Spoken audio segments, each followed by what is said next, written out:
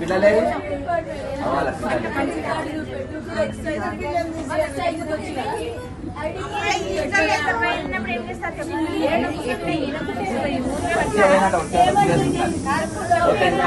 అడిగిందంట అడగానే అంతే వస్తుంది అందరూ అచ్చా పైసలు డ్రా చేసుకునే దాకా చనిపోయినని చెప్పలేదు చెప్పలేదు. నాకు ఇన్సూరెన్స్ నుంచి ఫోన్ వచ్చింది అప్పుడే. గౌతమ్ మీరు ఎట్లా సతాయించిండ్రు అట్లనే ఇది అయిపోతుంది, నా తమ్ముడికి ఏదో ప్రాబ్లం అయిందని ఆయన తోటి మాట్లాడుతున్నాను. ఐసీలో పిలుస్తుండ్రని చెప్పిండు. ఐసీలో పిలుస్తుండ్రని నేను పరిగెత్తే వరకు హార్ట్ బీటింగ్ అయిపోయిందని డిక్లరేషన్ ఇచ్చిండు. 15 నిమిషాల ముందే డాక్టర్ నేను రేపు పొద్దుగల డైల్యూట్ అయ్యేటట్టు మెడిసిన్ ఇచ్చిన మరిపోతుందని చెప్పి 10 నిమిషాలలో సార్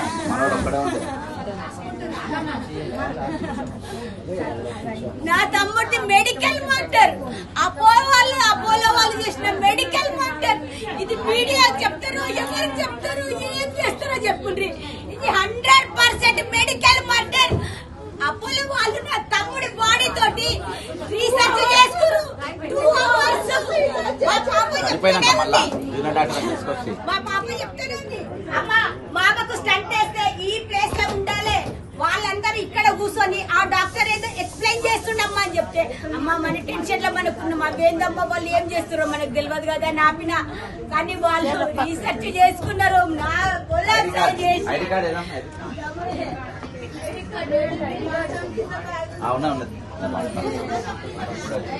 తమ్ముడు అయితేనే ఇక్కడికి వచ్చినాక ఫోన్ చేసి ఇద్దరిది కాదు, ఇద్దరు తమ్ముళ్ళు ఇట్లా మాట కూడా.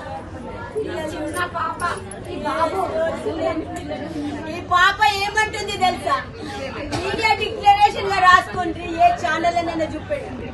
మా డాడీని నెసెసరీగా చంపిన డాక్టర్ ని చూపెట్టండి. నేను డాక్టర్ ఆయన చంపేస్తా అంటుందంటే ఈ పిల్ల మనసు ఏంది మీరు అర్థం చేసుకోండి. అసలు నేను డాక్టర్ ఆయన చూపి చంపేస్తా అంటుంది.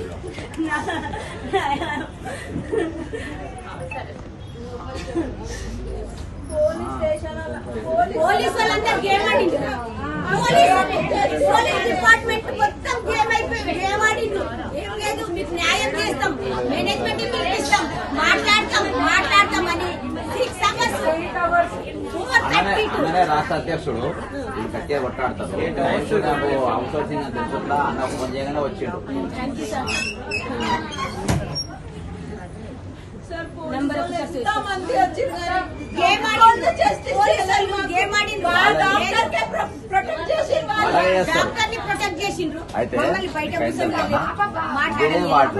ఇదే పెట్టుకొని నన్ను అడ్మిట్ చేసి సేమ్ రిపోర్టు సీరియస్ అని చేయగానే బయటకు వస్తే ఖతం అని అన్నాం.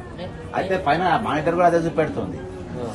నేను ధైర్యం చేసి బయటకు తీసుకుపోతాము అని మా బాబు చెప్తే, మా బాబు తీసుకొని టీఎక్స్ హాస్పిటల్ ఉంది కదా, అలా చెప్పేసి అన్ని నార్మల్ వచ్చినాయి. అసలు దరిదాపులో ఏది లేదు, ఒక్క బ్లాక్ కూడా లేదు, ఆ బ్లాక్ కూడా లేదు. అలా బ్లాక్ ఉన్నాయి, బయటకు పోతే ఎగిరిపోతారు. సేమ్ ఇటనే స్టంట్ లేదు. నేను తప్పించుకొని బయటకు వచ్చిన.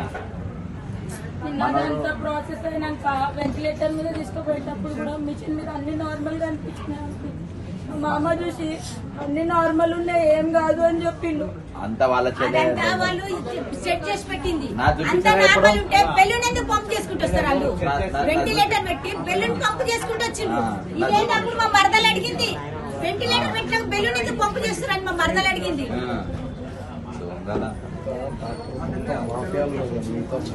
మెడికల్ మాఫియాకు ఒక ఫ్యామిలీ బలైపోతుందా సార్? ఒక ప్రాణం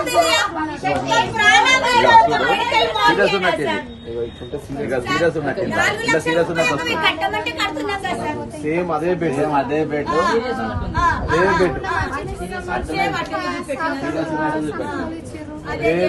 అదే హాస్పిటల్. రిపోర్ట్స్ ఏమి ఇవ్వలేదు.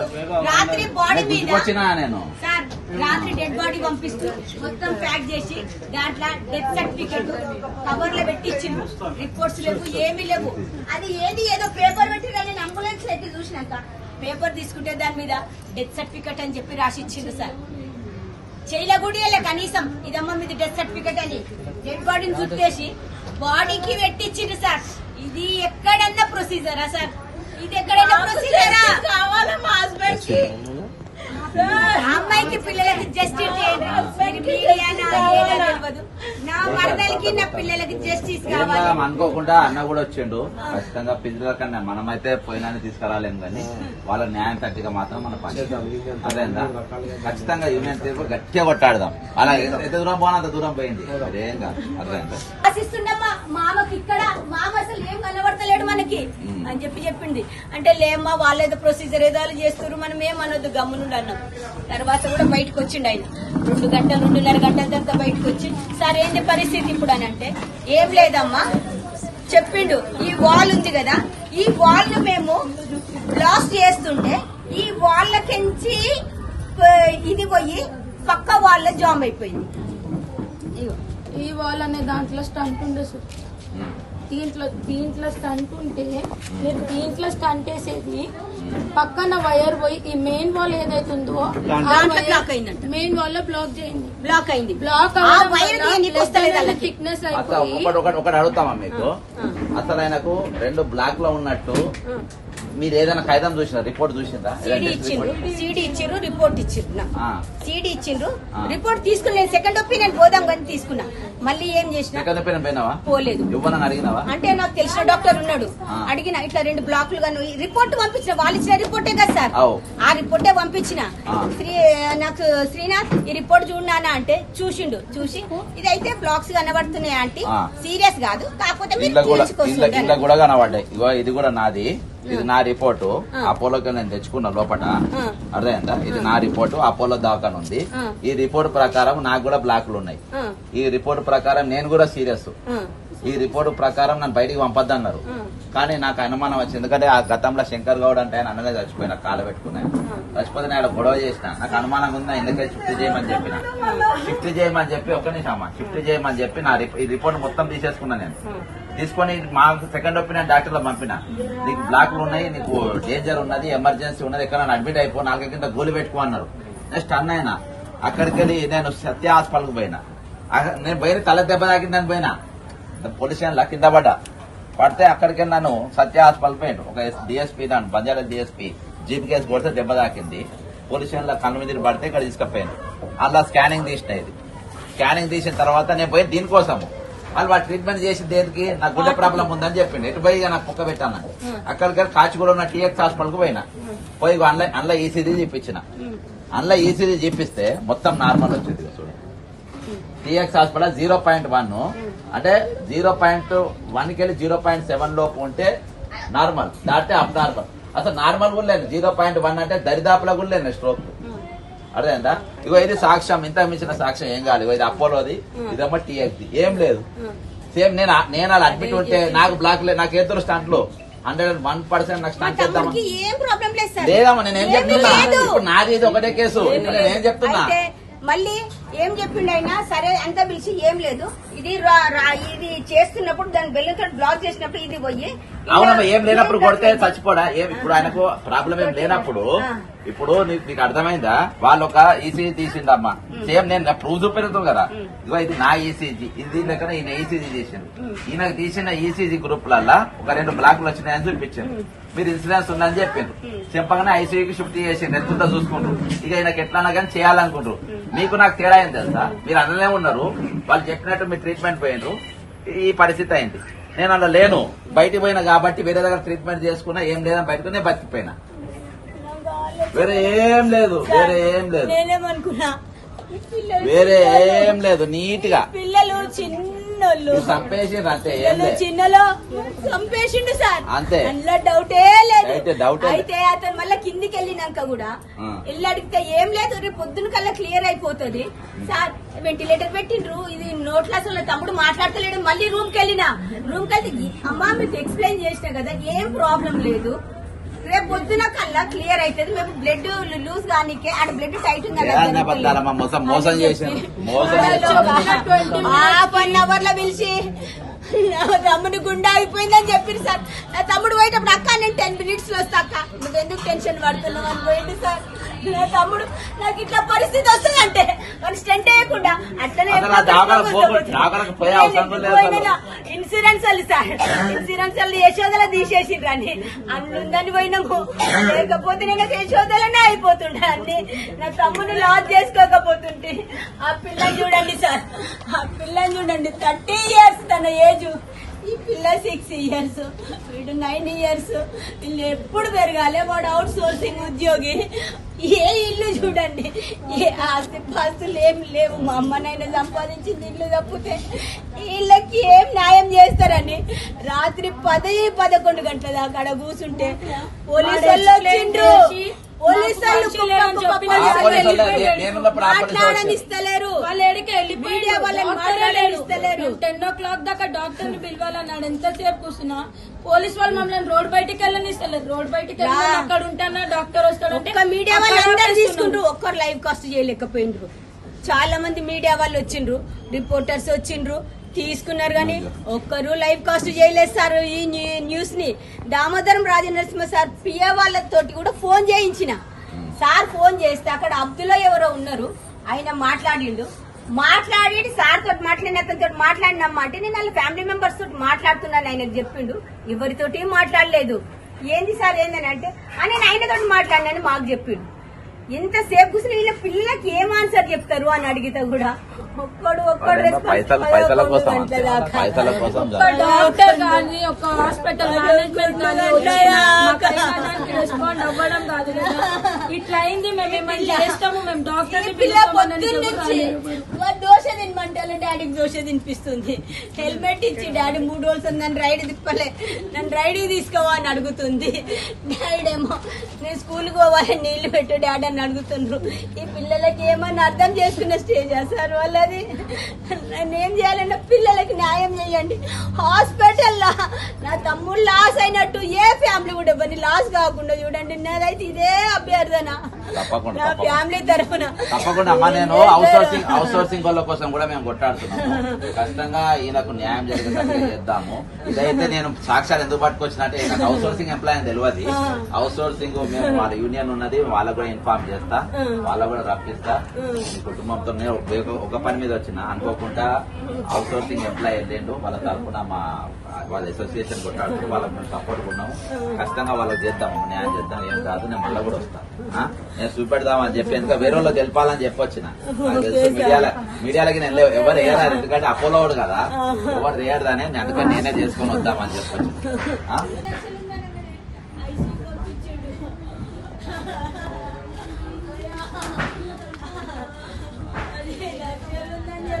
ఇన్సూరెన్స్ ఎంత ఉందని అడిగిండు. ఫస్ట్ ఇన్సూరెన్స్ ఉంది అన్నందుకే చేసిండ్రా? ఇన్సూరెన్స్ ఎంత ఉంది మాకు టెస్ట్ చేయాలని చెప్తే ఇన్సూరెన్స్ ఉంది సార్ మాకు టెస్ట్ చేయాలంటే టెస్ట్ చేయాలంటే ఇన్సూరెన్స్ ఉందంటే ఎంత ఉందంటే 10 లక్షలు అని. 10 లక్షలు అంటే సరే నేను అడ్మిషన్ రాస్తా అంటే నార్మల్ రూమ్ లో అడ్మిషన్ రాసి టెస్టులు చేస్తారేమో అనుకున్నాం. ఆయన ఏం చేసిండు, ఎమర్జెన్సీకి పోతే మీకు తొందరగా క్లెయిమ్ వస్తుంది, ఎమర్జెన్సీలో రాస్తా అని చెప్పి రాసిండు. ఎమర్జెన్సీలో సరే క్లెయిమ్ తొందరగా వస్తే తొందరగా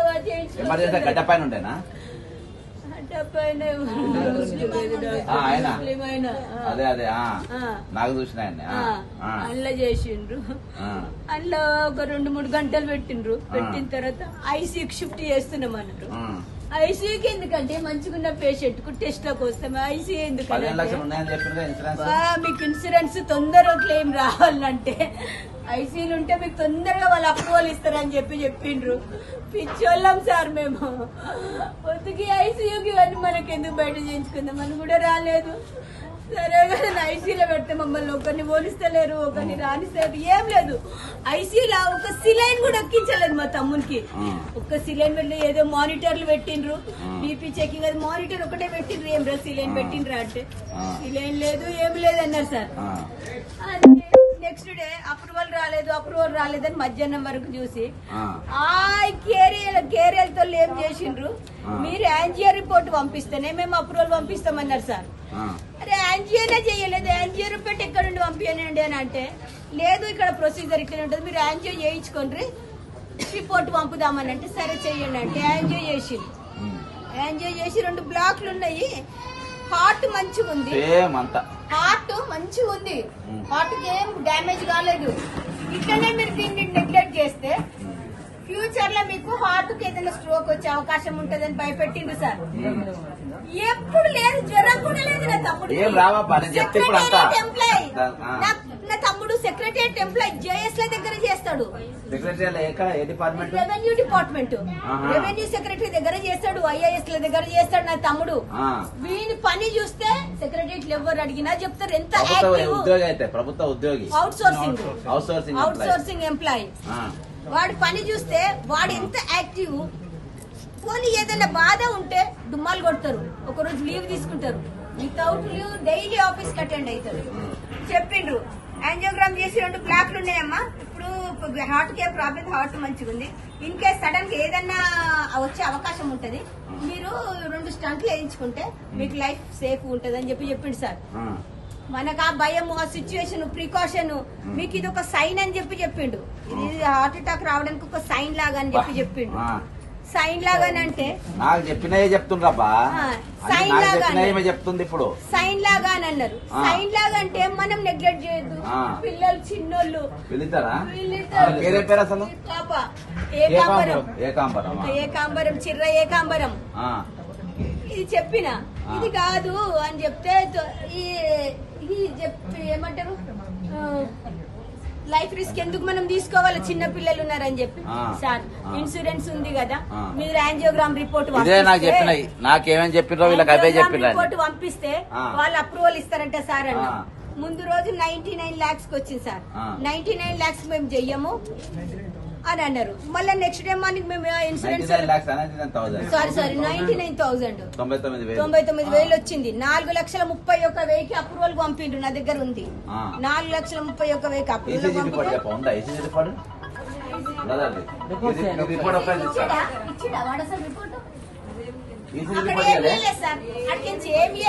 పేషెంట్ కు ట్రీట్మెంట్ జరుగుతుండే జరిగింది. ఏమి ఇవ్వలేదు మా టెన్షన్ లో. మేము రాత్రి 10 గంటల దాకా కూర్చున్న ఒక్కరు రెస్పాండ్ కాలేదు. ఇన్సూరెన్స్ ఏం చేసిండు సార్, తీసుకోవాలి మరి. అయితే ఏం చేసిండనంటే ఇంకా ఏం చేసిండంటే ఎమర్జెన్సీలో పెట్టేసి, ఇప్పుడు నేను ఎమర్జెన్సీలో ఉన్నా మనం తెచ్చుకున్నా కదా సార్. మీరు లైవ్ గా వచ్చిండ్రు, నా తమ్ముడు ఈ కండిషన్ లో చెప్పిర్రు వాళ్ళు, మేము దాని మీద ఎక్కడ పోలేదు. ఇక అయితే ఇక సరైన స్టంట్లు వేయండి సార్ అని. అవి కాదు.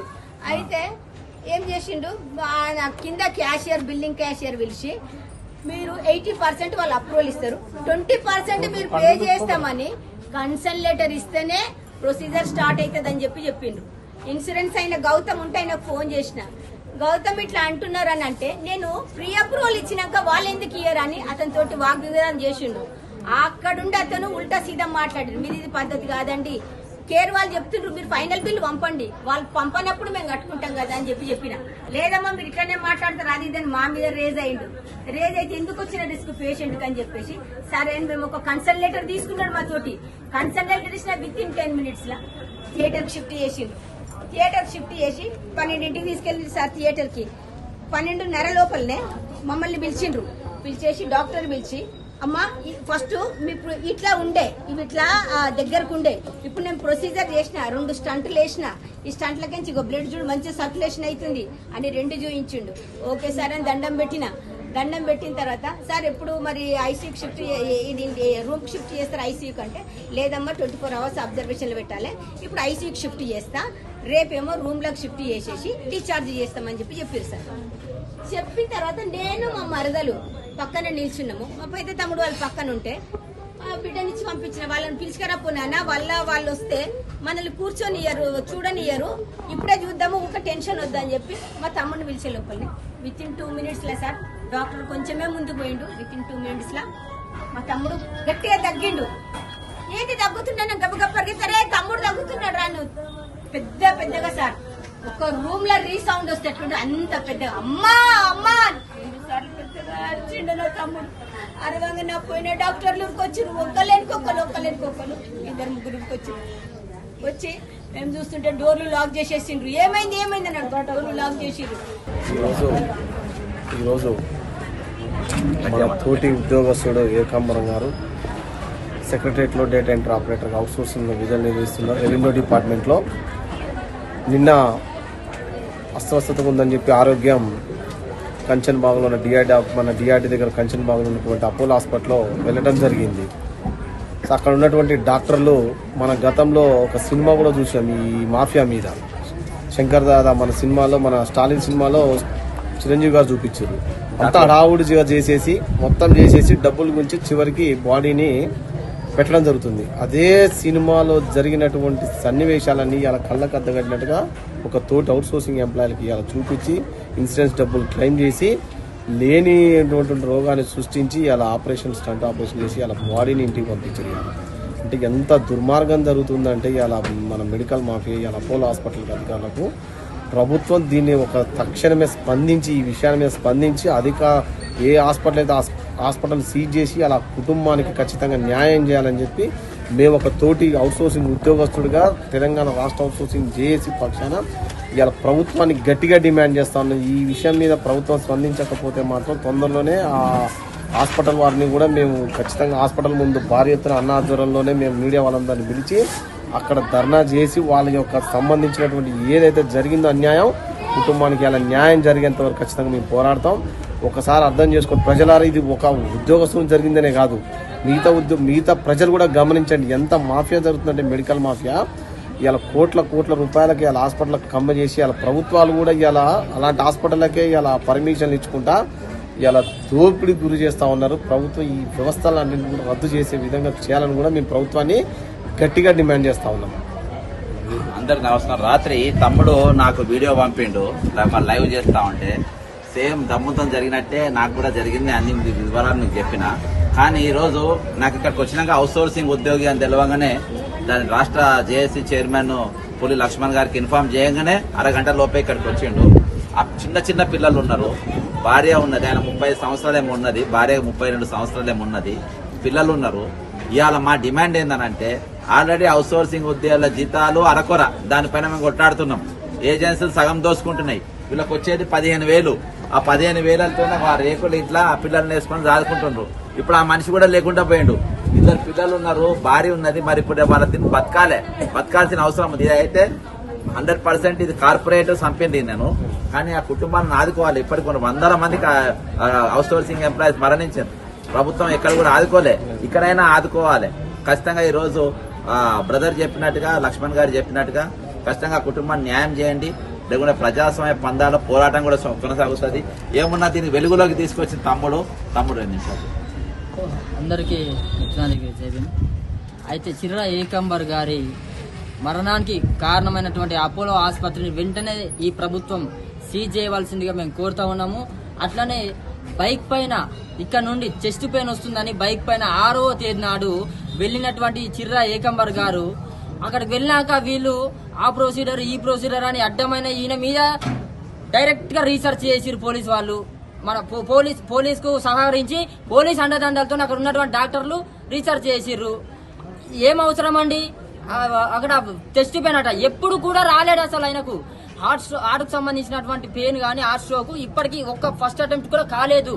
డైరెక్ట్ అలా కూతురు ఏమని అంటున్నంటే, డాడీ నువ్వు ఇంకా 2 రోజులు ఇక్కడ ఉండగాని నువ్వు బతికేదాని కావచ్చు, అక్కడికి నువ్వు చావుకు పోయినావు, నువ్వు ఇక్కడ ట్రీట్మెంట్ పోలేవని ఆమె ఏడుస్తా ఉంది. ఇలా ఖచ్చితంగా అక్కడ ఎవరైతే అక్కడ డాక్టర్ అక్కడ ఉన్నటువంటి ఎవరైతే వైద్యులు ఉన్నారో వాళ్ళు దీనికి బాధ్యత వహించాలి. అవుట్ సోర్సింగ్ గా వీళ్ళకు కూడా ఒక గవర్నమెంట్ జాబ్ తక్షణమే ప్రభుత్వం కల్పించాలి. అట్లనే వాళ్ళ ఇద్దరికి పిల్లలు ఇప్పుడు వాళ్ళు రోడ్ మీద పడేటువంటి పరిస్థితి, వాళ్ళకు కూడా ఎడ్యుకేషన్ పరంగా ప్రభుత్వం ఆదుకోవాలి. దీని మీద చర్యలు తీసుకొని పోలీసు యంత్రాంగం వాళ్ళ మీద ఎఫ్ఐఆర్లు బుక్ చేయకపోతే మేము దీన్ని పెద్ద ఎత్తున రాష్ట్ర వ్యాప్తంగా కూడా ఇది వెలుగులోకి తీసుకొస్తాము. ఖచ్చితంగా అపోలో హాస్పిటల్ ముట్టడిస్తామని ఈ సందర్భంగా తెలియజేస్తున్నాం.